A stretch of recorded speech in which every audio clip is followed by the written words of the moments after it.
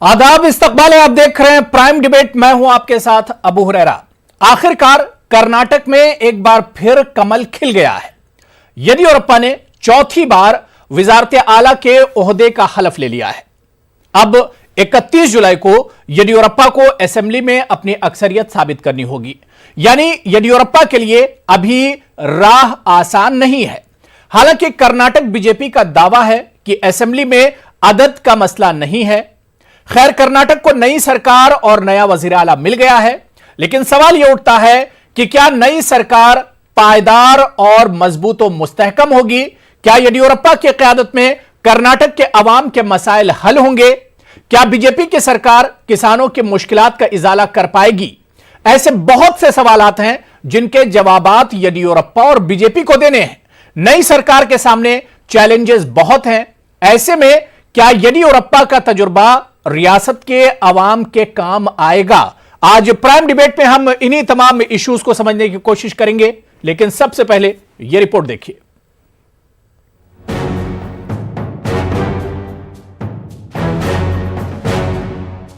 कर्नाटक का सियासी बहरान आज पूरी तरह खत्म हो गया। रियासत को नई सरकार और नया वजीर आला मिल गया है। येदियुरप्पा ने चौथी बार वजारत आलिया के ओहदे का हलफ लिया।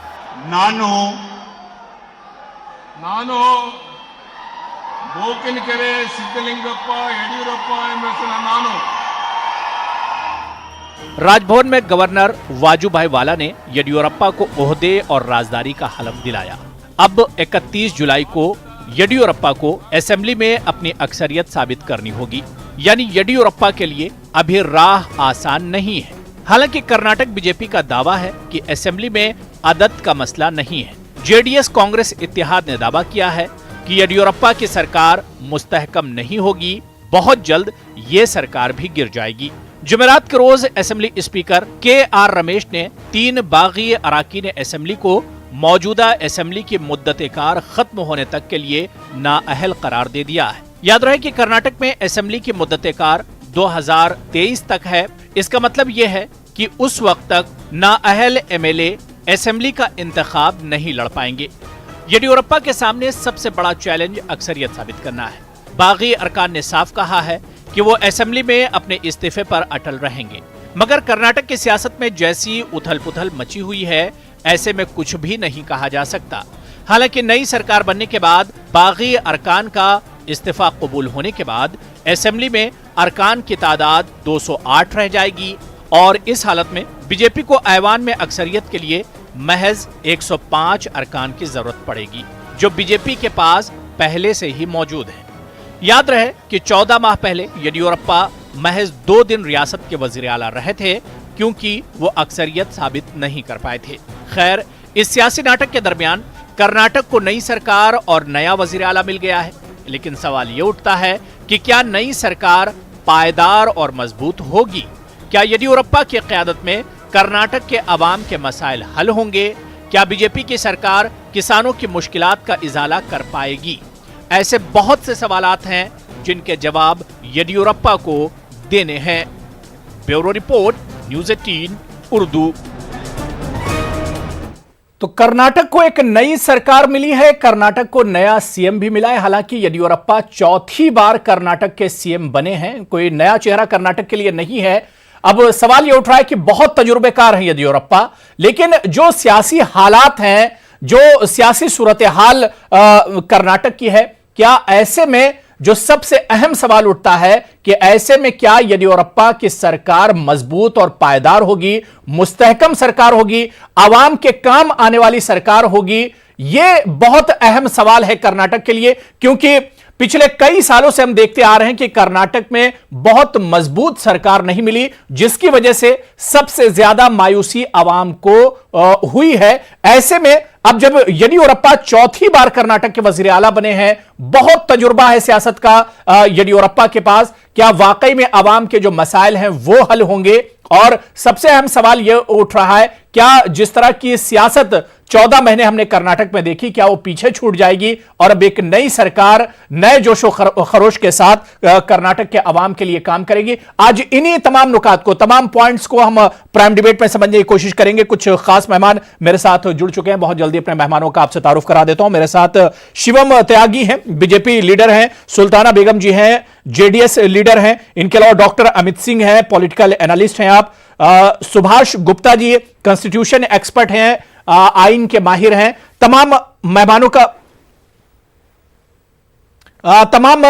का बहुत इस्तकबाल और वेलकम करते हैं प्राइम डिबेट में। मैं सबसे पहले शिवम आपसे शुरुआत करना चाहूंगा कि आज बहुत अच्छा दिन है बीजेपी के लिए। एक स्टेट में बीजेपी का और कमल खिला है, कर्नाटक में एक बार फिर से बीजेपी का कमल खिल गया है। क्या कुछ कहना चाहेंगे शिवम? अबू, मैं सिर्फ इतना ही कहना चाहूंगा कि अटल जी ने कहा था कि अंधेरा छटेगा, सूरज निकलेगा, कमल खिलेगा। एक और राज्य में भारतीय जनता पार्टी की सरकार है, मजबूत सरकार रहेगी। आपको विश्वास दिलाना चाहता हूं भारतीय जनता पार्टी की तरफ से कि हम एक विकास के पथ पर कर्नाटका को लेकर जाएंगे और वहां पर एक स्थायी सरकार देंगे। और जिस तरह से 13 महीने की एक लंगड़ी लूली सरकार रही है कांग्रेस और जेडीएस की, उसके उलट एक अच्छी सरकार का मॉडल जो है भारतीय जनता पार्टी की सरकार वहां पर रखेगी। जिस तरह से पिछले 13 महीनों में वहां पर जनता त्रस्त रही है, ट्रिफ्ट रही है बहुत ज्यादा आपस में, और उसका रिजल्ट भी कहीं ना कहीं जनरल इलेक्शंस में, लोकसभा चुनाव में देखने को मिला है। उसके उलट आप देखिएगा कि भारतीय जनता पार्टी यहां विकास के पथ पर कर्नाटका को आगे बिल्कुल शिवम, लेकिन आपने अटल बिहारी वाजपेयी जी की जो लाइन कही कि अंधेरा छटेगा, कमल खिलेगा, लेकिन आपको नहीं लगता है कि इस अंधेरे को छटने के लिए अभी 31 जुलाई की जो डेडलाइन है, जहां पर आपको अपनी स्ट्रेंथ एक तरह से साबित करनी है, फ्लोर टेस्ट होना है, अभी एक तरह से चैलेंज है येडियुरप्पा के सामने 31 जुलाई तक? नहीं अबू, अब चैलेंज नहीं है। चैलेंज, मेरा ख्याल तो चैलेंज उनके सामने था जिन्होंने मात्र राज्य में 16% वोट पाने के बाद वो फेविकॉल से कुर्सी लगाकर चिपकाकर बैठ गए थे और हटने का नाम नहीं ले रहे थे। इतिहास का सबसे बड़ा विश्वास मत 5 दिन चला इस देश में। अटल जी की 13 दिन की सरकार भी गिरी, 13 महीने की सरकार भी गिरी, चंद्रशेखर जी की भी सरकार गिरी, मोरारजी की भी सरकार गिरी। तो जनरल इलेक्शंस के समय भी सरकारें जब गिरी हैं, बावजूद उसके इतना टाइम कभी नहीं लगा। तो सत्ता का इतना लालच जो है उसका आखिरकार अंत हुआ। और अब जहां तक बात है floor of the house majority prove करने की, वो हम बिल्कुल करेंगे। ठीक है, मैं डॉक्टर अमित आपके पास आना चाहूंगा। क्या आपको लगता है कि 31 जुलाई को फ्लोर टेस्ट होना है और अपनी अक्सरियत साबित करनी है येडियुरप्पा को? क्या लगता है कि यह कितना चैलेंजिंग होगा येडियुरप्पा के लिए, या फिर बहुत आसान है क्योंकि 105 जो एमएलए हैं उनके पास पहले से हैं? देखिए, आपने इंट्रोडक्शन में पहले ही बताया था कि अब सदन की जो स्थिति है 208 एमएलओ की रह गई है, और 208 एमएलए अगर हैं तो 104 एमएलए जिसके पास होंगे उसकी सरकार चलेगी। तो अभी भाजपा के पास 105 एमएलए हैं, और मुझे नहीं लगता कि बीजेपी को मेजॉरिटी साबित करने में 208 के सदन में थोड़ी सी भी परेशानी होगी, क्योंकि उसके खुद के संगठन के एमएलए हैं जो 2-3 रातों तक सदन में सोए हैं। विश्वास मत को लेके जिस तरह से खींचतान हुई पिछले सरकार में, तो इन्होंने अपना कमिटमेंट छोड़ा नहीं और वहीं डटे रहे, जमे रहे। तो अगर ऐसा कमिटमेंट है तो 31 जुलाई में ज़्यादा दिन नहीं है, बड़े आराम से येदियुरप्पा अपना बहुमत साबित कर लेंगे। नहीं, लेकिन डॉक्टर अमित, जिस तरह के सियासी सिचुएशन है, जो पॉलिटिकल सिचुएशन कर्नाटक के पिछले कुछ दिनों से है, क्या ऐसे में वाकई कहा जा सकता है कि 31 जुलाई को कोई परेशानी येडियुरप्पा को नहीं होगी? हो सकता है कि 2-4 जो एमएलए हैं, जो मेंबर्स हैं, उन्हें जेडीएस या कांग्रेस तोड़ ले। क्या ऐसा नहीं हो सकता है? देखिए, इसके हालात बहुत कम नज़र आते हैं, हालात और आसार बहुत कम नज़र आते हैं। वो ऐसा इसलिए क्योंकि अगर कांग्रेस और जेडीएस में क्षमता होती तो वो अपना बहुमत साबित कर ले जाते, जब वो सिर्फ 99 ही उनके साथ एमएलए खड़े हुए। क्योंकि 3-4 दिनों तक जो नाटक चला कि हर दिन स्पीकर ने पक्षपात करते हुए कांग्रेस और जेडीएस को भरपूर समय दिया, सुप्रीम कोर्ट की इंटरवेंशन के बावजूद, राज्यपाल के कई बार कहने के बावजूद भी अच्छा खासा समय उनको दिया गया, लेकिन उसके बावजूद भी वो भाजपा के खेमे से कोई भी एमएलए को तोड़ नहीं पाए। तो मुझे नहीं लगता कि अब वो तोड़ पाएंगे, क्योंकि मैंने पहले ही बोला, मैंने कमिटमेंट की बात की कि जो एमएलए रात भर वहां डटे रहे, जमे रहे, वहीं सदन में सोए, तो ऐसे में उन लोगों को तोड़ पाना नामुमकिन सा नजर आता है वर्तमान समय में। तो ठीक है, मैं सुल्ताना बेगम जी आपके पास आना चाहूंगा, क्योंकि कर्नाटक की सियासत आप वहीं से आती हैं और कर्नाटक की सियासत को बहुत करीब से आपने देखा है। क्या लगता है कि येडियुरप्पा जी सरकार बना लेंगे वाकई में? क्योंकि 2 बार ऐसा हो चुका है कि येडियुरप्पा जी, आप 2018 को ले लिए कि 2 दिन सिर्फ वो सीएम रहे थे और सरकार अक्सरियत साबित नहीं कर पाए थे। इस बार क्या कुछ लग रहा है? क्योंकि कांग्रेस और जेडीएस लगातार दावे कर रही हैं कि यह सरकार भी मजबूत, मुस्तहकम और पायदार नहीं होगी। देखिए, उस वक्त हालात भाई अलग थे, आज जो हालात है अलग है। इसका एक बैकग्राउंड पहले समझना चाहिए, अंडरस्टैंड करना चाहिए आज के प्रेजेंट हालात को समझने के लिए। ये लोकसभा इलेक्शन में कर्नाटका में जो है, आउट ऑफ 28 जो सीट्स थे, इसमें बीजेपी ने 25 सीट्स हासिल की है। एक इंडिपेंडेंट भी उन्हीं के सपोर्ट से जीता गया। तो इनमें एक कॉन्फिडेंस लेवल है। और जो रेबल जो कि ये कोलिशन गवर्नमेंट थी कांग्रेस और जेडीएस की, वो तो टूट चुकी है। मैं नहीं सोच समझती कि ये दोनों फिर मिलके कुछ कर पाएंगे। और रहा रेबल एमएलए जो बीजेपी के सपोर्ट में, खुला नहीं बट समझ सकते हैं कि उनका सपोर्ट बीजेपी को है और वो लोग अपने फैसले पे अटल हैं। उनका रिसिग्नेशन एक्सेप्ट होना, क्योंकि वो रिसिग्नेशन में ये क्लेम करते हैं कि हम लोग पार्टी नहीं छोड़े, बट हम पार्टी से तंग आके उनसे हम खुश नहीं हैं, इसलिए हम डिसग्रंटल्ड एमएलए जो हम बोलते हैं, इसलिए छोड़े हैं। तो इस वक्त जो है, सिर्फ कर्नाटका में अगर स्टेट पॉलिटिशियंस को लेके आप देखते होते तो रेबल्स को लेके संभाल के चलना, घर संभालना, चाहे वो येडियुरप्पा हो या कोई और स्टेट लीडर हो, ये नामुमकिन है उनके संभालने के लिए। बट उम्मीद सिर्फ इसलिए है कि हम ये समझते हैं वहां पे डिफैक्टो चीफ मिनिस्टर जो है अमित शाह जी रहेंगे। और जो कांग्रेस का जो जिस तरह से हाईकमांड गिरा, तो एक तरफ से बीजेपी का हाईकमांड मुकम्मल हो गया है। सो बीजेपी का हाईकमांड जो सेंटर में इतना एब्सोल्यूट मेजॉरिटी है उन लोगों के पास, ये लोग संभाल लेंगे। ये सेंटर का हाईकमांड और स्टेट में जो कॉन्फिडेंस लेवल जो लोकसभा इलेक्शन के पास बीजेपी को जो मिला है, तो जब बाई इलेक्शंस को जाएंगे, इन लोगों को कॉन्फिडेंस है, बीजेपी पार्टी में एक कॉन्फिडेंस लेवल है कि वो लोग जीत के आएंगे। क्योंकि इस वक्त कांग्रेस जो है, उनका जो यह पार्टी जो अंदर से टूट चुकी है, कांग्रेस का मोरल गिर चुका है और स्टेट लीडरशिप भी गिर चुकी है, क्योंकि उसमें खुद लॉट ऑफ डिसेंडेंट्स हैं और सेंटर में तो कुछ है ही नहीं एग्जिस्टेंस, एक हाई कमांड करके। तो शिवम जो बात सुल्ताना जी कह रही हैं, शिवम, उसका जवाब मैं आपसे चाहूंगा। उन्होंने कहा कि लीडरशिप जो दिल्ली में अमित शाह या मोदी जी जो हैं, उनके हाथ में एक तरह से लगाम रहेगी। डोर जो होगी दिल्ली में होगी, सरकार कर्नाटक में तो जरूर चलेगी, लेकिन रिमोट कंट्रोल दिल्ली में होगा। क्या यही सच्चाई है शिवम?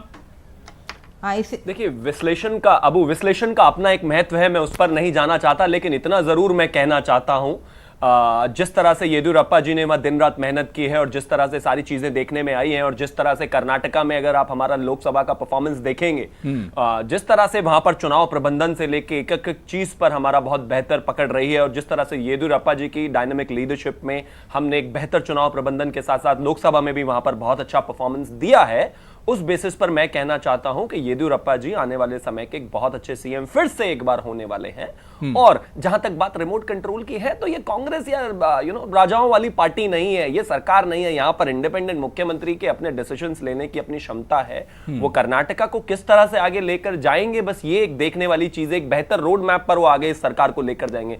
इसमें रिमोट कंट्रोल की जैसी कोई बात बिल्कुल नहीं है।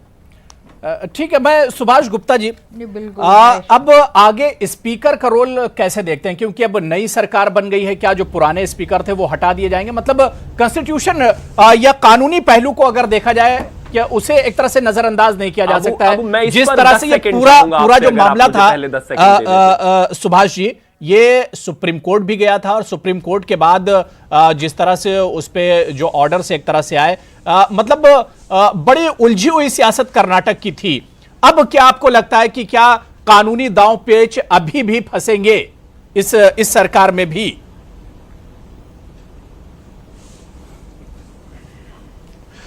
कानूनी दाव पेच तो जरूर इस सरकार में भी रहेंगे। हमें तीन चीजें जो हैं वो बहुत अहम है जो समझनी चाहिए। जी। वो ये है कि जब पहले सुप्रीम कोर्ट ने कहा कि speaker to take reasonable time in deciding about the resignations और डिस्क्वालिफिकेशन, हालांकि डिस्क्वालिफिकेशन वर्ड इस्तेमाल नहीं हुआ था, resignation of the MLAs. Number 1, क्या रीजनेबल टाइम की परिभाषा क्या है? दूसरा अहम पहलू यह है, क्या स्पीकर साहब जो है अपनी कॉन्स्टिट्यूशनल पावर का एब्यूज कर रहे हैं? तीसरी अहम बात यह है कि क्या सुप्रीम कोर्ट कोई डायरेक्शन दे सकता है इस मामले में कि कब यह डिसीजन लिया जाए, कब स्पीकर बोले जाएं? अब पहले पहलू पर आते हैं कि रीजनेबल टाइम क्या होता है। नाउ रीजनेबल टाइम की परिभाषा तो कहीं डिफाइन नहीं है, लेकिन कर्नाटका हाईकोर्ट में भी 2018 में यह मामला आया था और कर्नाटका हाईकोर्ट ने भी कहा कि रीजनेबल टाइम के अंदर उस वक्त डिस्क्वालिफिकेशन का मुद्दा था कि उसके ऊपर स्पीकर साहब को निर्णय ले लेना चाहिए। दूसरी चीज यह है कि बड़ी बात यह है कि स्पीकर जो हैं वो एक पब्लिक ऑफिस जो है उसको होल्ड करते हैं। जब पब्लिक ऑफिस होल्ड करते हैं तो पब्लिक ट्रस्ट बहुत अहम हो जाता है। अगर स्पीकर साहब सही वक्त पर अपना पब्लिक ड्यूटी नहीं निभाते हैं और एक डिसीजन नहीं लेते हैं तो वो पब्लिक ट्रस्ट की अवहेलना करते हैं और जिससे कि डेमोक्रेसी चरमरा जाती है। तो किसी भी सिचुएशन में स्पीकर साहब को डिसीजन लेना बहुत अहम है। अगर आज के हम कर्नाटका स्पीकर की बात करें तो उन्होंने 3 का तो डिस्क्वालीफाई कर दिया, लेकिन उसके लिए बाकी औरों के लिए कहा गया कि that he will require more time to decide.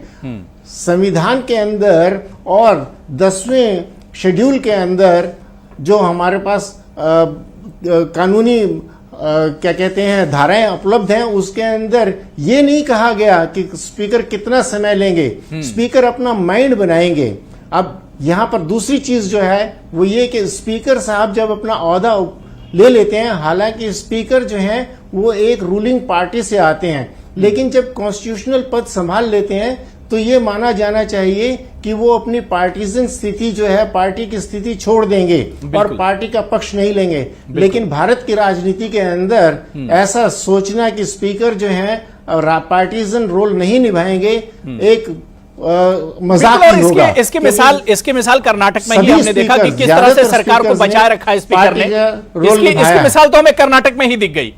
बिल्कुल जाहिर सी बात है कि एक संवैधानिक पद होता है और उसमें पार्टी और सियासत से ऊपर उठकर काम करना चाहिए। हुआ है। जी मैं शिवम आप कुछ रिएक्शन देना चाह रहे, लेकिन उससे पहले मेरे साथ तीसरी चीज जो है जी ठीक है, कंटिन्यू कीजिए सुभाष जी, कंटिन्यू कीजिए। तीसरी चीज ये है कि क्या सुप्रीम कोर्ट कोई डायरेक्शन दे सकती है? अगर सुप्रीम कोर्ट और लेजिस्लेचर दोनों का पहलू अलग है। सुप्रीम जो स्पीकर साहब हैं वो भी एक क्वासी जुडिशियल अथॉरिटी हैं, उनकी अथॉरिटी को चैलेंज नहीं किया जा सकता जब तक कि वो पार्लियामेंट के लेजिस्लेचर के दायरे में है। लेकिन एक बार वो डिसीजन ले लें तो उसको रिव्यू किया जा सकता है। तो सुप्रीम कोर्ट कोई डायरेक्शन नहीं दे सकता है कि टाइम के अंदर भी कि आपको इतने टाइम के अंदर ये डिसीजन ले लेना चाहिए। जब ले लेगा तो बोमैया केस के तहत उसकी जुडिशियल पावर है, जुडिशियल रिव्यू की पावर है और उसमें ये कह सकता है कि आपने जो डिसीजन लिया वो ठीक लिया या नहीं लिया। तो 3 पहलू बहुत इंपॉर्टेंट हैं कि रीजनेबल टाइम क्या है, क्या स्पीकर साहब जो है अपनी कॉन्स्टिट्यूशनल पावर्स का सही इस्तेमाल कर रहे हैं, तीसरा क्या सुप्रीम कोर्ट ऐसे के अंदर कोई डायरेक्शन दे सकता है। बिल्कुल, मतलब सुप्रीम कोर्ट का भी रुख अहम हो सकता है। मेरे साथ अहमद जावेद साहब सीनियर जर्नलिस्ट हैं, सहाफी हैं, वो भी मेरे साथ जुड़ गए। अहमद जावेद साहब आपका भी बहुत इस्तकबाल न्यूज़ 18 उर्दू में। शिवम आप कुछ रिएक्शन देना चाह रहे थे सुभाष गुप्ता जी जो बातें कह रहे थे उस पर आप कुछ रिएक्शन देना चाह रहे थे। शिवम। बस सिर्फ इतना कहना चाहूंगा, स्पीकर की करंट सिचुएशन को देखते हुए इसमें एक शेर तो जरूर बनता है कि मेरा कातिल ही मेरा मुंसिफ था, मेरा कातिल ही मेरा मुंसिफ था, क्या मेरे हक में फैसला होता, ये तो एक चीज हो गई। और दूसरी जहां तक बात है कॉन्स्टिट्यूशनल बॉडी की, जिस तरह से कि समय का निर्धारण नहीं है, सुप्रीम कोर्ट ने कहा है कि ठीक है आप एक समय ले और इसमें जल्दी से इसका निस्तारण करें। 80s के क्रिकेट में अगर आप चले जाएंगे तो वहां पर कोई एक फ्रेम नहीं था कि एक बैट्समैन को कितने टाइम में जो है आपको अंदर आना है। अगर एक बैट्समैन आउट होकर बाहर जाता है तो बहुत बार क्या होता था कि 10 मिनट ले लेता था बैट्समैन आने के लिए या 15 मिनट ले लेता था, तो पूरा दिन ही खत्म हो जाता था। तो आखिरकार क्या करना पड़ा, आईसीसी को नियम बनाना पड़ा। कोई बहुत बड़ी बात नहीं होगी कि इसमें भी एक नियम की जरूरत पड़े। आपको एक संवैधानिक दायरे के अंदर एक डिसीजन लेना है। केंद्र की सरकारें भी floor of the house flop हुई हैं, लेकिन इसका यह मतलब नहीं है कि आप 5 दिन 6 दिन 1 हफ्ता अपनी मर्जी के हिसाब से, और स्पीकर साहब ने जिस तरह से अपना रवैया दिखाया, ये मुझे नहीं लगता लोकतंत्र के लिए बिल्कुल भी सही है। बिल्कुल, लेकिन हर सरकार इस तरह से फायदा उठाती है शिवम, ये भी हमें नहीं भूलना चाहिए कि हर सरकारें इस तरह से फायदा उठाती है। सिर्फ ये नई मिसाल कर्नाटक की नहीं है। अगर हम ये कर्नाटक की मिसाल नई नहीं है कि कांग्रेस और जेडीएस ने इसका फायदा उठाया, पुरानी बहुत सी इस तरह की मिसालें मिलेंगी। इतना है कि फ्लोर ऑफ द हाउस आपको प्रूव करना है तो आप 5 दिन ले गए, आप सुप्रीम कोर्ट की अनदेखी कर गए। मतलब ऐसा कौन सा फेविकॉल है चीफ मिनिस्टर की कुर्सी में कि आप उठ ही नहीं पा रहे हैं वहां से। ठीक है, मैं अहमद जावेद साहब, मैं आपके पास आना चाहूंगा। अहमद जावेद साहब, हमने देखा कि पिछले 14 महीने जो है सिर्फ मतलब सियासत हुई, लेकिन आवाम के लिए कोई काम नहीं हुआ। सिर्फ सियासत जो हुई वो अपनी कुर्सी बचाने के लिए सियासत हुई, उसमें तमाम पार्टियां जिम्मेदार हैं। अहमद जावेद साहब, अब सवाल ये उठ रहा है कि येदियुरप्पा साहब को तजुर्बा बहुत ज्यादा है, 4थी बार सीएम बने, क्या वाकई में उनका तजुर्बा कर्नाटक के अवाम के काम आएगा? वो तो एक दूसरा स्टेप है, दूसरी बात है कि किसी सियासतदान का तजर्बा और उसकी महारत अवाम के काम आता या नहीं आता है, लेकिन जिस तरह का गेम और जिस तरह का खिलवाड़ इस बार वहाँ कर्नाटक में इलेक्शन के बाद से ही शुरू हो गया था और वो अब तक लगातार जारी है, ये किसी भी मुल्क की सियासत के लिए, उस मुल्क के जमहूरी निज़ाम के लिए सख्त तशवीशनाक है। अच्छा नहीं, इंतहाई तशवीशनाक है, इंतहाई तशवीशनाक है। अब वो भी दे पाएंगे कि नहीं दे पाएंगे, लेकिन ये ख़रीदो फरोख्त का जो सिलसिला है और जिस तरह जिस लेवल पे मेंबरान असेंबली गिरे हैं और जिस तरह एक सरकार बनती है वो और फिर उसे वो खुद ही गिराते हैं, खुद ही बनाते हैं, और उसमें जिस किस्म से लेन देन होती है ऐसे यानी सियासी लेन देन तो जो है और दबाव की जो सियासत है वो है ही। अब ये ख़रीद बिक्री का सिलसिला है, एक तरफ सरकार बचाने का और फिर गिराने का और फिर नई सरकार बनाने के लिए अभी भाई ने कहा कि ये जो वक्त दिया जा रहा है इस तरह की बारगेनिंग के लिए या माहौल बनाने के लिए, ये मुल्क में एक ऐसी मिसाल कायम हो रही है जिससे सियासत एकदम बिल्कुल गंदी और निचली सतह पर जा रही है। ये कोई मतलब अच्छी अलामत नहीं है और वो दे पाएंगे या नहीं दे पाएंगे, अब सरकारें ख़रीद के या राय आम्मा को खरीद के हाईजेक किया जाएगा, ये मिसाल कायम हो रही है। ये तो पहली बार नहीं हुआ अहमद जावेद साहब, ये तो हमारी बदकिस्मती है। ये पहली बार नहीं हुआ जो कर्नाटक में जिस तरह से हुआ है, मुल्क की दूसरी रियासतों में भी इस तरह से हो चुका है और आमतौर से होता है इस तरह से। ये तो हमारी बदकिस्मती है। मैं अर्ज करता हूँ दूसरी रियासतों का आज का तो जब आदर्श स्थिति थी आज़ादी के फौरन बाद, जब बड़े लीडर्स थे इक़्तिदार में और उसके फ़ौरन ही बाद जब धीरे धीरे हमारी सियासत का ज़वाल शुरू हुआ तो कांग्रेस के ज़माने में जैसे ही गैर कांग्रेसी सरकारें आने लगी इक़्तिदार में तो वो होने लगा। लेकिन इसका मतलब ये नहीं कि नहीं उसमें देखिए कांग्रेस भी अछूती नहीं है इससे। अहमद जावेद साहब, ये कांग्रेस भी इससे अछूती नहीं है।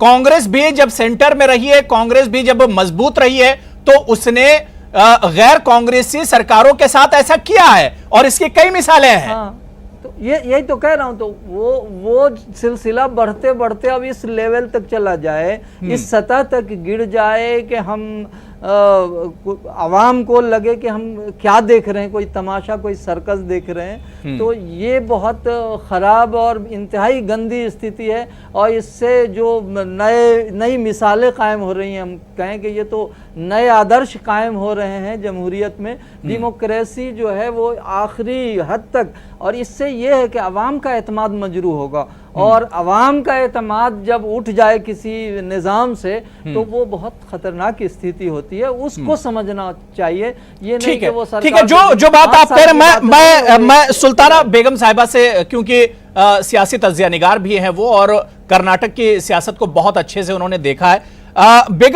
सुल्ताना बेगम जी, जो इल्जाम बार बार कांग्रेस और जेडीएस वाले बीजेपी पर लगाते रहे कि खरीदो फरोख्त हुई, यहां पर बार्गेनिंग की गई, हॉर्स ट्रेडिंग हुई, मैं ये कह रहा हूं कि जिस वक्त ये सब कुछ कर्नाटक में चल रहा था उस वक्त कांग्रेस और जेडीएस क्या कर रहे थे?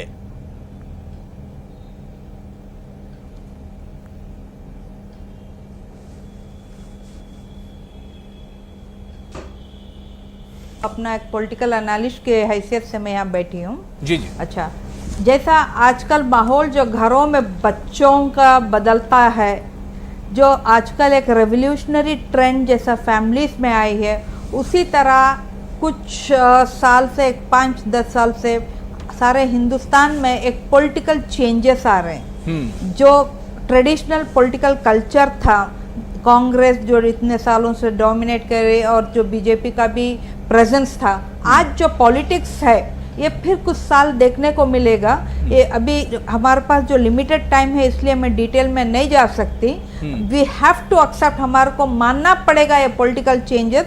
जो कुछ भी हो रहा है जमहूरियत के लिए, डेमोक्रेसी के लिए, ये कहने के लिए सब कुछ सही है, मगर जब ये गवर्नमेंट जब फॉर्म है उस वक्त से जब नाराजगी अंदर से एक माइनॉरिटी गवर्नमेंट का, माइनॉरिटी जो 34 एमएलएस थे, और जिस तरह से अब फिर मेरे को रिपीट करना पड़ेगा लास्ट टाइम का डिस्कशन, कांग्रेस के मेंबर्स ज़्यादा थे, जेडीएस के कम थे, कोलिशन गवर्नमेंट एक स्टेबल गवर्नमेंट नहीं थी, एक समझौता था।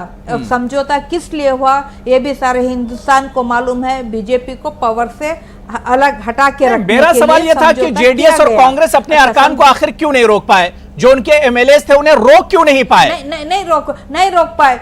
नहीं तो इसकी वजह क्या थी? आखिर क्यों नहीं रोक पाए? सबको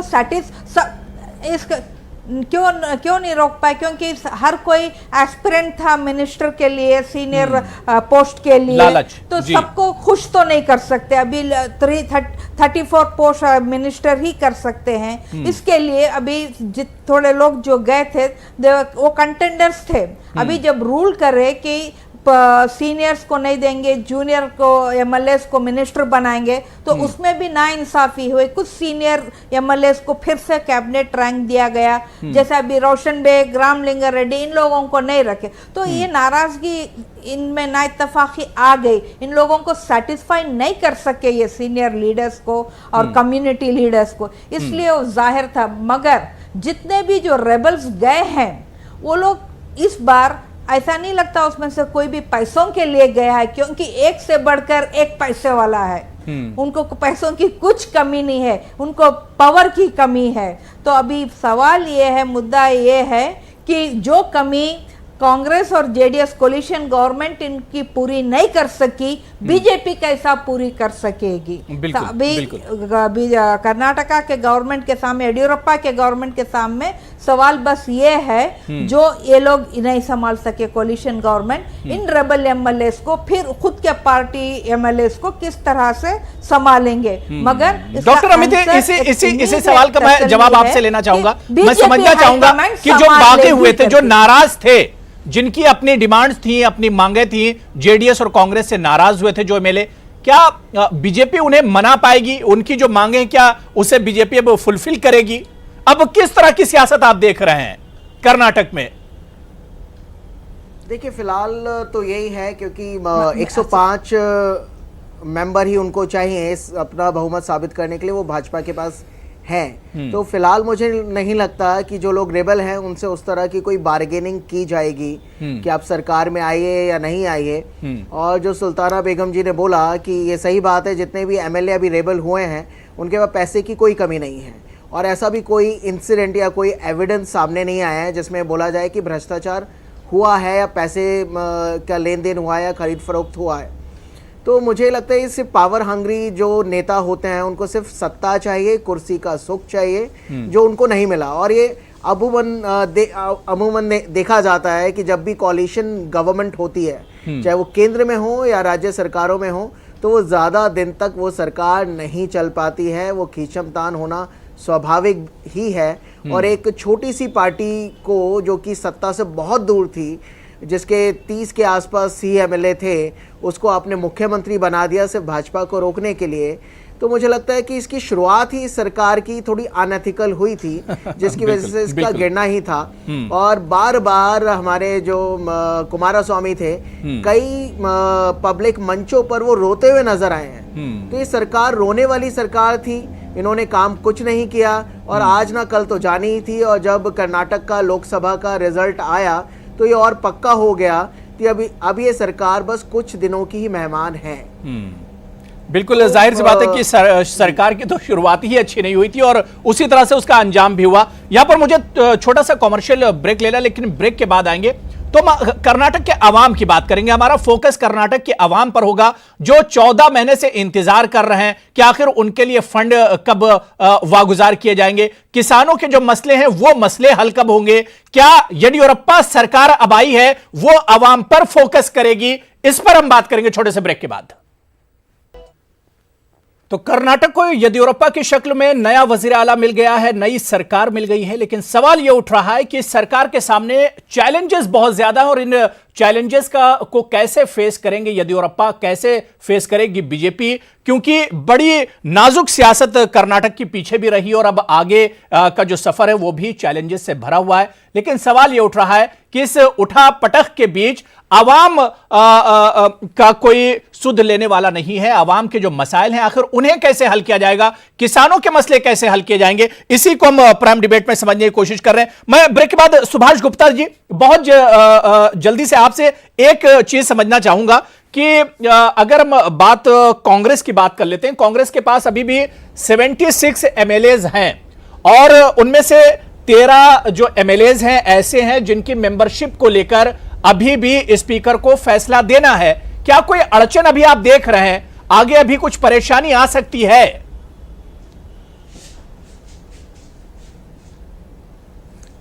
बहुत बड़ी परेशानी आ सकती है, लेकिन इस मामले के अंदर स्पीकर साहब ने एक स्टडीड साइलेंस अडॉप्ट किया हुआ है। और आज भी स्पीकर साहब का ये बयान था कि 3 को तो मैंने डिस्क्वालीफाई कर दिया, लेकिन बाकियों के लिए I will take time. I will take time, how much time? बात यह है कि आर्टिकल 190 और 10 शेड्यूल ये कहते हैं कि the speaker should act in good faith, but whether he acts in good faith is questionable. Number 2, कोई भी टेक्स्ट ये नहीं कह सकती कि ह्यूमन बिहेवियर क्या होगा। कन्वेंशंस जो है, कॉन्स्टिट्यूशन जो है, वो ये कह सकता है कि ऐसे एक्ट करना चाहिए, ये हमारे कन्वेंशंस हैं, इनको फॉलो करना चाहिए, लेकिन ह्यूमन बिहेवियर तो किसी भी टेक्स्ट में नहीं लिखा हुआ। इसलिए अड़चन आ सकती है, बहुत बड़ी अड़चन आ सकती है कि स्पीकर साहब उनको डिस्क्वालीफाई करते हैं, रेजिग्नेशन एक्सेप्ट करते हैं, रेजिग्नेशन एक्सेप्ट नहीं करते हैं, क्योंकि ये उनका अपना डिस्क्रिशन है और उनके पास इंक्वायरी के लिए टाइम है जिसकी कोई परिभाषा नहीं है कि कितना टाइम है। हालांकि किहोलो होलोहन और बिश्नोई केस के अंदर आर्टिकल 226 के अंदर कोर्ट ने कहा था कि कोर्ट डायरेक्शन दे सकता है कि स्पीकर को कितने टाइम में ये डिसीजन लेना चाहिए। वहां पर मामला डिस्क्वालिफिकेशन का था, यहां डिस्क्वालिफिकेशन का नहीं है, क्योंकि यहां कोई विप जारी नहीं किया गया। और अगर कोर्ट ऐसा करता है तो कोर्ट जो है वो पॉलिटिकल थिकेट के अंदर एंटर हो जाएगा। एक और बड़ी बात यह है कि यहां पर सुप्रीम कोर्ट ने आर्टिकल 32 के अंदर ये पिटीशन ली, जो कि चाहिए था कि आर्टिकल 226 के अंदर कर्नाटका हाईकोर्ट के अंदर ये देते और प्रॉपर चैनल्स जो है सुप्रीम कोर्ट के पास आता और सुप्रीम कोर्ट इस पूरे मामले के अंदर धकेला ना जाता।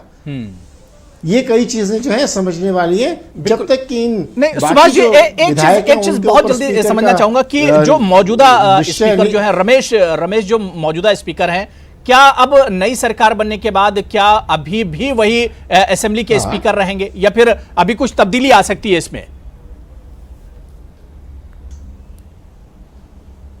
नहीं, 31 तारीख तक तो कोई तब्दीली आ ही नहीं सकती। 31 तारीख तक बिल्कुल, कोई बात तब्दीली साफ हो गई, नहीं आ बिल्कुल सही सकती। कहा आपने। उनका ही निर्णय रहेगा क्योंकि रेजिग्नेशन उनके पास आए थे।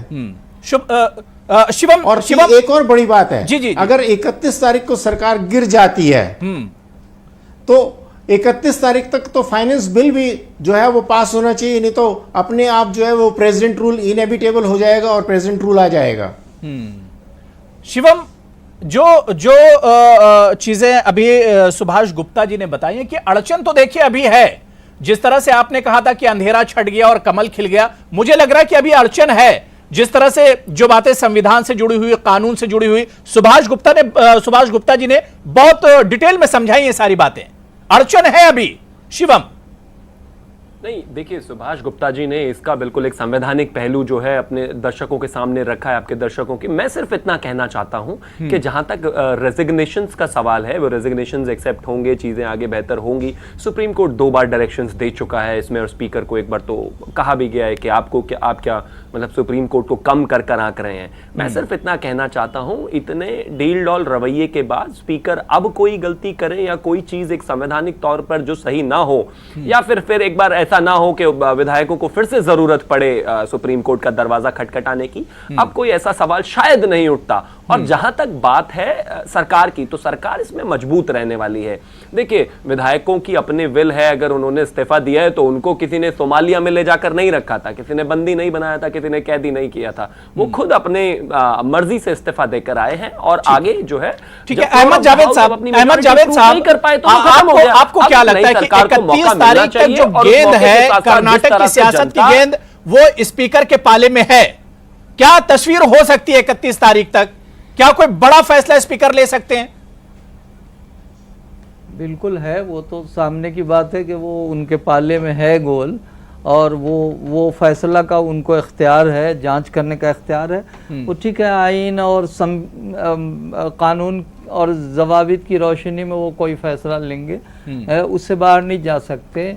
और ये भी इम्कान साफ नज़र आ रहा है कि उनके येदियुरप्पा के हक़ में है, उनका पलड़ा भारी है, उनको बहुमत बज़ाहिर हासिल है। इसलिए कि वो अगर ऐसा नहीं होता, कुमार स्वामी अगर एतमाद नहीं खो चुके होते, खुद उनकी सरकार को सपोर्ट देने वाले और उनके लोगों ने इस्तीफ़ा नहीं दिया होता, तो दूसरी सरकार को क्यों आमंत्रित किया जाता, उन्हें क्यों सरकार बनाने की दावत दी जाती। अब उन्हें सरकार बनाने की दावत दी गई है और वक्त भी अच्छा खासा दिया गया है, तो जाहिर है कि वो उनके हक में है सब कुछ सूरत हाल, और वो ऐन मुमकिन है कि एक मुस्तहकम सरकार दे पाएँ। डेमोक्रेसी में एक सरकार जाती है, दूसरी आती है, लेकिन ये कुल प्रोसेस में सब कुछ जिस अंदाज से हुआ रोज अव्वल से, यानी असेंबली के नतायज आने के बाद से 2018 से जिस तरह से सरकार बनी, और फिर वो जो सूरत हाल लगातार वो रोना धोना और उसका जो जिक्र आया, ये सारी चीजें और अब जो कुछ भी हो रहा है वो सब एक किस्म की बदकिस्मती है।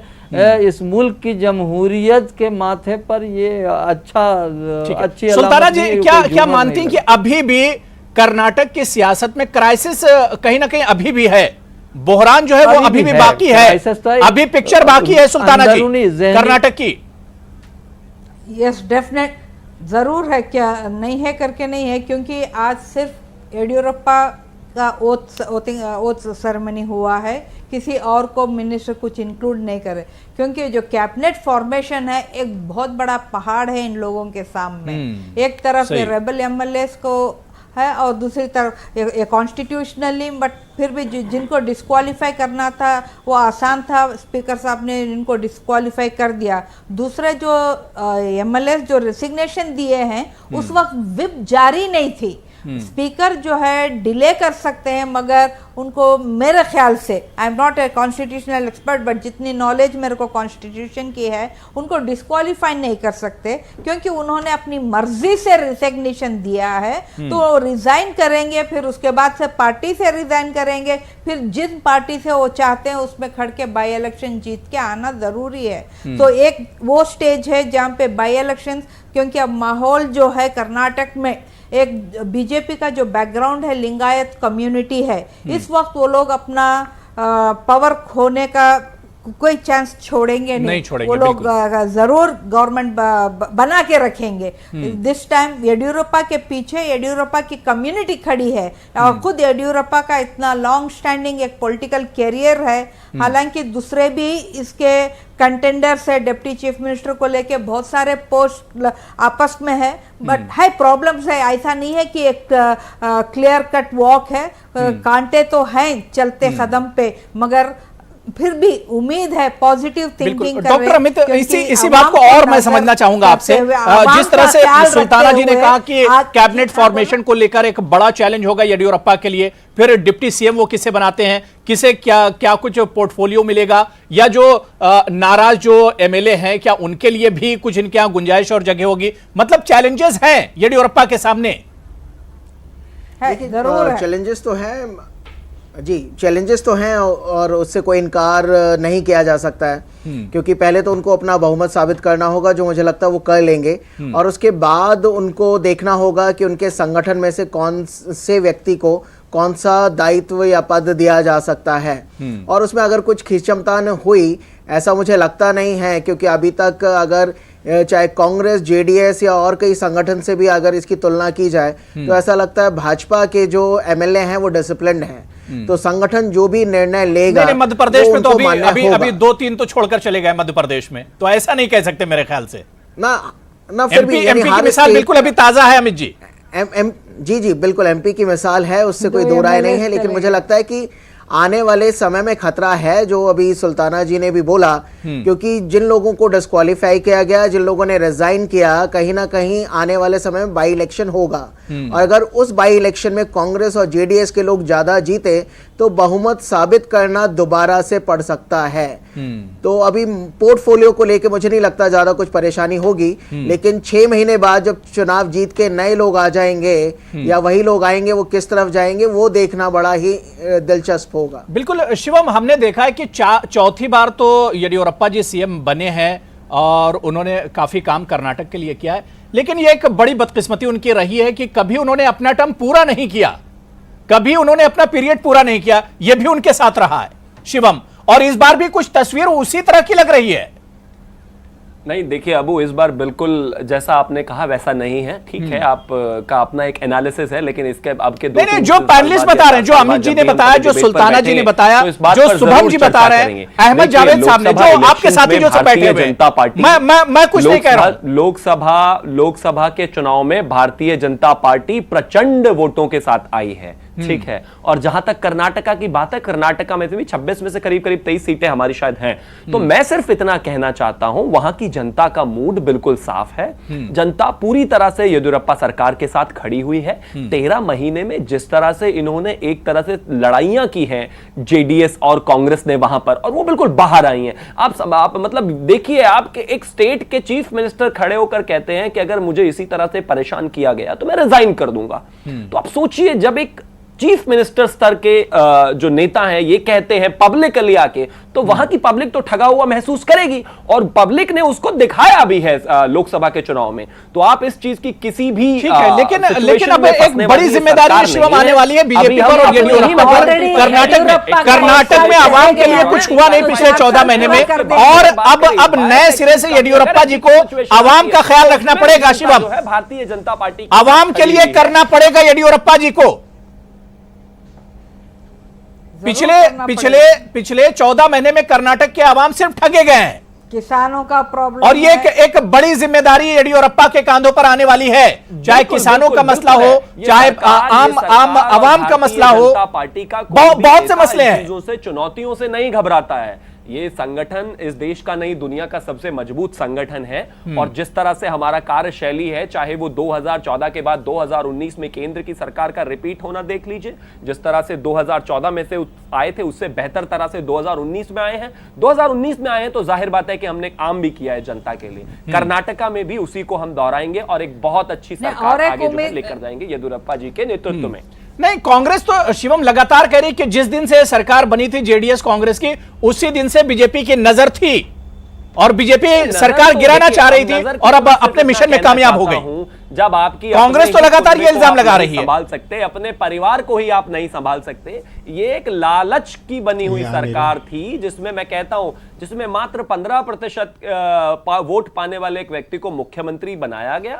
उसके बाद उसको प्रेशर किया गया, अगर कांग्रेस को इतनी ही परेशानी थी तो कॉमन मिनिमम प्रोग्राम बना के सरकार को चलाकर दिखाते। बहरहाल विधायक खुद गए हैं, उसके बाद वो खुद सुप्रीम कोर्ट पहुंचे, किसी ने प्रेशर नहीं किया है उनको। आप अगर एक बेहतर सरकार नहीं किसी स्टेट को दे सकते हैं, नहीं किसी प्रदेश को दे सकते हैं, तो आपको वहां रहने का कोई अधिकार। ठीक है, मैं सुल्ताना जी एक बार मैं फिर आपके पास आना चाह रहा हूं। बहुत मुख्तसर में आपसे जानना चाह रहा हूं कि वहां के अवाम के क्या किस तरह के मसाइल हैं कि जेडीएस कांग्रेस के दौर में तो सिर्फ सियासत होती रही, अवाम की तरफ तो कोई ध्यान दिया ही नहीं गया। किस तरह के चैलेंजेस येदियुरप्पा के सामने होंगे किसानों के मसाइल को लेकर, अवाम के मसाइल को लेकर, बेरोजगारी को लेकर, किस तरह के मसले होंगे सुल्ताना जी? हाँ, अगर जब कुमारस्वामी जब चीफ मिनिस्टर बने, आवाम के सामने है कर्नाटक का, उन्होंने उनका मेन प्रोग्राम था चीफ मिनिस्टर बनने के लिए जो दावा कर रहे थे, मेरी गवर्नमेंट जनता दल गवर्नमेंट हुकूमत पे आएगी तो हम किसानों का पूरा खर्च वेव करेंगे, लोन्स वेव करेंगे करके। वही मुद्दे को लेके बार बार उनकी तकलीफ जाहिर कर रहे थे कि मेरे को मेजॉरिटी नहीं मिली है, मैं कांग्रेस की मेजॉरिटी से उनके सपोर्ट से मैं चीफ मिनिस्टर बना हूं, यही रोते थे वो। तो मैं किसानों के लिए पूरी तरह से जो करना चाहता था वो नहीं कर पा रहा हूं। फिर भी उन्होंने किसानों के लिए वेव करने के लिए कोशिश तो जरूर की मगर पूरा हुआ नहीं। मैं ये चाह रहा हूं कि वो कुछ मसले आप गिना दें, जाते जो येदियुरप्पा जी को करने पड़ेंगे। हाँ, मसले बहुत है। देखो जरूर बेंगलुरु को ही लेके इंफ्रास्ट्रक्चर डेवलपमेंट के बहुत सारे मसले हैं। नॉर्थ कर्नाटका को लेके ड्रॉट जो अभी आया है, वहां पे बारिश नहीं आया है, वहां की जो एग्रीकल्चरल प्रोड्यूस ये हुआ है, नुकसान हुआ है, लोगों को बहुत कुछ सफर कर रहे हैं। बट इस पूरे अनएम्प्लॉयमेंट ऑन राइज है। तो इस मामले में एक उम्मीद क्या है, सेंट्रल गवर्नमेंट जहां पे बीजेपी है, हो सकता है बीजेपी गवर्नमेंट यहाँ बचाने के लिए वहां से फंड्स कुछ रिलीज करे तो इकोनॉमिकल सपोर्ट तो मिल जाएगा, मगर हुकूमत तो करना पड़ेगा। प्रॉब्लम्स को किस तरह से एक स्टेटमैनशिप चाहिए येदियुरप्पा में, जो ये पूरा सिटी और रूरल को बैलेंस करके ये कर्नाटका गवर्नमेंट को, आवाम को खुश करे और उनके प्रॉब्लम सॉल्व करे। अनएम्प्लॉयमेंट है, एग्रीकल्चरल प्रॉब्लम है, ड्रॉट का प्रॉब्लम है, इसमें नॉर्थ कर्नाटका का बहुत इंपॉर्टेंट है। और ये किसानों का तो नेवर एंडिंग। अहमद जावेद साहब, मतलब जो अवाम है, चाहे किसान की हम बात करें या दूसरे जो अवाम है उनकी अगर बात करें, एक तरह से सरकार पर उनकी नजरें टिकी हुई हैं कि नया रहनुमा उन्हें कौन मिलने वाला है। अब येदियुरप्पा जी आए तो उनके ऊपर एक तरह से नजरें होंगी कि किस तरह से अवाम के मसले हल किए जाएंगे। 2018 जब से सरकार बनी, नई सरकार है, उसके बाद से काम नहीं हुआ है। बहुत चैलेंज रहेंगे येदियुरप्पा के सामने, डेवलपमेंट को लेकर, काम को लेकर, किसानों को लेकर, बेरोजगारी को लेकर, हेल्थ को लेकर बहुत चैलेंजेस रहेंगे। अहमद जावेद साहब, बहुत हेल्थ सेक्टर में तो काफी काम करने का बाकी है। अवाम चाहे कर्नाटक की हो या यूपी की हो, बिहार की हो, अवाम हमेशा कोई मुस्तहकम अस्थिर हुकूमत चाहती है। और अस्थिर हुकूमत के जो फायदे हैं, पहला फायदा वो ये चाहती है कि उससे लॉ एंड ऑर्डर काबू में रहता है। अगर इस तरह की बार्गेनिंग की सरकार जब होती है तो हमारे मुल्क के अक्सर हिस्से में, उसमें कर्नाटक भी शामिल है, वो ठेकेदारों की चांदी हो जाती है, क्राइम बढ़ जाता है और कमज़ोर सरकारें फिर लूट खसोट बढ़ती है। तो ये तो पहला मसला होता है जो आवाम, और यही वजह है इंदिरा गांधी को हटाया था और जैसे ही अस्थिर सरकार नहीं वो दे पाए मुतबादिल, तो 2.5 साल में फिर इंदिरा गांधी को ले आई थी इस देश की सरकार, यही ट्रेंड है। तो अभी कह रहे थे कि वहाँ इलेक्शन, जब बाई इलेक्शन होगा तो ऐन मुमकिन है कि लोग बीजेपी की तरफ जाएं, बड़ी तादाद में जाए, उसे सपोर्ट मिले। लेकिन वो ये जो सरकार जो बनी है उसके पास वो जो आपने सारे चैलेंजेस गिनवाए, किसानों के मसले हैं, मजदूरों के मसले हैं, और समाज के हर तबके के सामने कुछ न कुछ परेशानियां और मसले हैं। सेहत है, एजुकेशन है, हर जगह इंफ्रास्ट्रक्चर है, हर जगह मसाइल हैं, और उन मसाइल को संजीदगी से सरकार हल करे, चाहे वो कोई भी हो। ये आवाम की ख्वाहिश होती है। और इसी पर डॉक्टर अमित जी, डॉक्टर अमित, क्योंकि हमने कर्नाटक में देखा कि जो जिस तरह से सरकार का फॉर्मेशन हुआ था, मतलब चुनाव के बाद जो रिजल्ट आए थे उसे देखकर यही लगता था कि जो भी सरकार आई थी जेडीएस कांग्रेस की, उससे फिक्र अपनी सरकार की थी, आवाम की नहीं। हर रोज वो सुबह उठते थे तो पेपर में इस तरह की न्यूज और टेलीविजन में इस तरह की न्यूज कि सरकार अब गिरी, अब रही, अब गिरी। तो ऐसे में क्या आपको नहीं लगता कि येडियुरप्पा जी के साथ भी वही तस्वीर बनने वाली है? 105 सिर्फ एमएलए हैं। अगर बाई पोल के बाद जो बात आप अभी कह रहे थे, मैं उसके आगे की बात कह रहा हूं, तो कहीं ना कहीं एक फिक्र सताती रहेगी। ऐसे में क्या डेवलपमेंट के काम, क्या हेल्थ सेक्टर के काम, क्या किसानों के काम, क्या ये काम हो पाएंगे डॉक्टर अमित?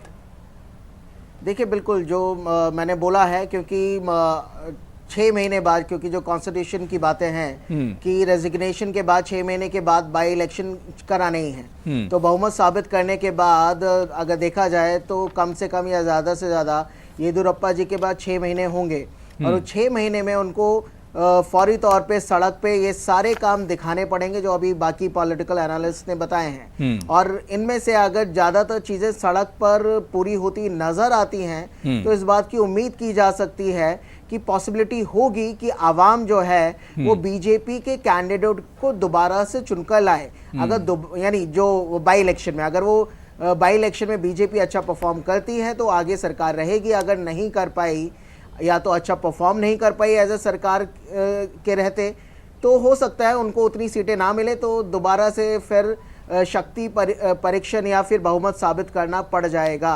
बिल्कुल शिवम, येडियुरप्पा जी को कहीं ना कहीं आवाम की उम्मीदों पर खरा भी उतरना है, अपनी कुर्सी भी बचाए रखनी है, जो मंत्री बनेंगे उन्हें भी खुश रखना है। तो चैलेंजेस तो हैं शिवम, इससे तो इनकार आप नहीं कर सकते हैं।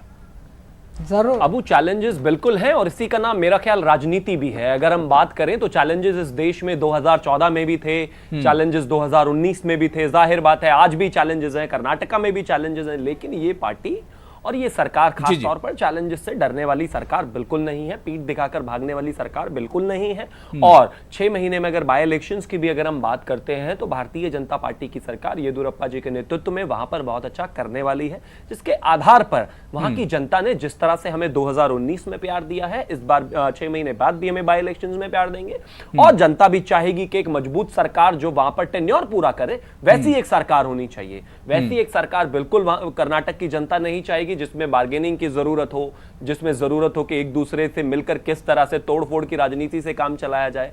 इसमें सिर्फ साफ है, जनता चाहेगी कि अगर स्टेट में, प्रदेश में येदियुरप्पा लेड गवर्नमेंट चल रही है तो ये चलती रहनी चाहिए, और उसके बाद जब सरकार अपना टेन्योर पूरा करती है तो जनता उस पर फिर असेसमेंट करेगी। लेकिन बाय इलेक्शंस में जनता का विश्वास हमें मिलेगा, क्योंकि जनता भी चाहेगी कि बार बार एक स्टेट में इस तरह की परेशानियां नहीं होनी चाहिए। और बिल्कुल जाहिर सी बात है, ये तो एक मजबूरी भी होगी। 6 महीने के बाद अगर बाय इलेक्शन होंगे और उससे पहले अगर काम नहीं होता है तो जाहिर सी बात है कि आवाम की नाराजगी झेलनी पड़ेगी। ऐसे में काम तो करना पड़ेगा शिवम, काम तो पहले दिन से ही येडियुरप्पा जी को करना पड़ेगा। हमेशा करती है भारतीय जनता पार्टी की सरकार, हमेशा से दिन रात 24 घंटे रहकर जमीनी स्तर पर काम करती है।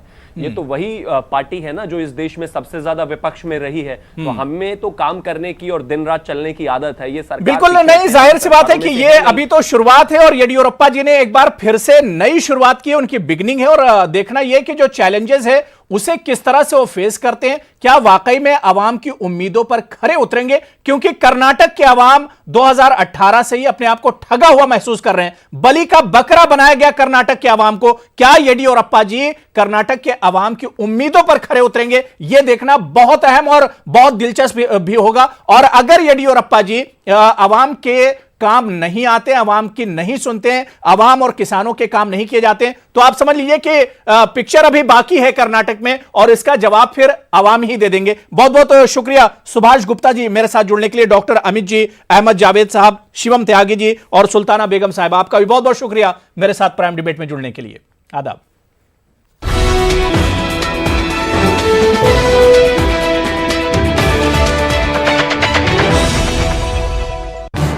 इस न्यूज हेडलाइंस के स्पॉन्सर पेट सफा आयुर्वेदिक जून, पेट सफा हर रोग दफा।